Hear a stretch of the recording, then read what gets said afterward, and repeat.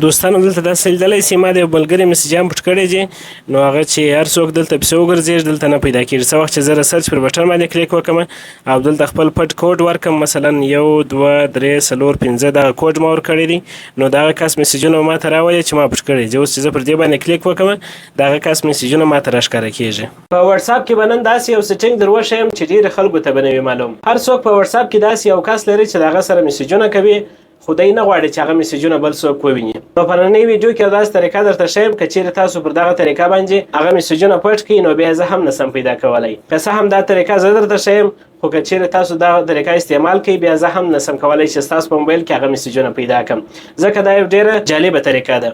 تاسو به د چټ لاک ته شاید اورېدلی وي چې ستاسو چټ لاک سي، یعنې تاسو چې د کوم چا سره خبرې کوئ د هغه میسیج ته کول پر ولویږي. خو په هغه چټ لاک کې یو بل شی راغلی دی چې نن یې زه درته ښیم.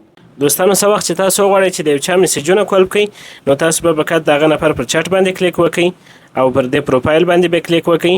لاندې به ولاړ سئ دلته وګورئ چټ لاک لیکلی یې. شاید ډېر دوستان دا چټ لاک وپېژني او ډېرو استعمال کړی وي خو دا کوم سیټینګ چې زه نن درته ښیم هغه په چټ لاک کې دننه یو سیټینګ دی. تاسو به دغه چټ لاک فعاله کړئ وروسته بیا اوکې کوئ او د دغه کس میسیجونه به کولپ سي نو بیا به چیرې ښکاره کېږي. څه وخت چې تاسو خپل واتساپ ته راسئ او د څپه لږ راښکته کوئ دلته وګورئ لاکډ چټس لیکلی دی. دا هر چا ته معلومیږي چې تاسو په دغه کولپ کې د یو چا میسیج پټ کړی دی.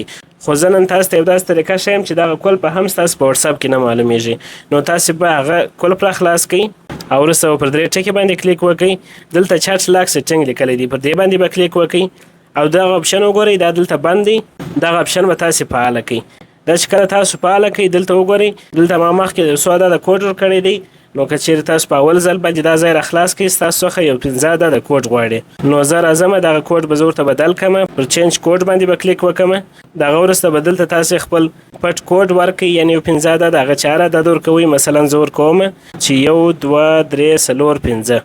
دغه وروسته پر نیکسټ باندې کلیک کوم او دلته یو وارې بیا کوډ غواړي 1 2 3 4 5 اوکې به کوم او دغه میسیجونه نور پټ شول. اوس چې څه وخت زه د واتساپ څخه ووځم او بیرته واتساپ ته راسم نو دلته تاسو وګورئ چې هغه کولپ میسیجونه هم نشته او کوم میسیجونه چې ما پټ کړل هغه هېڅ ځای هم نه پیدا کېږي.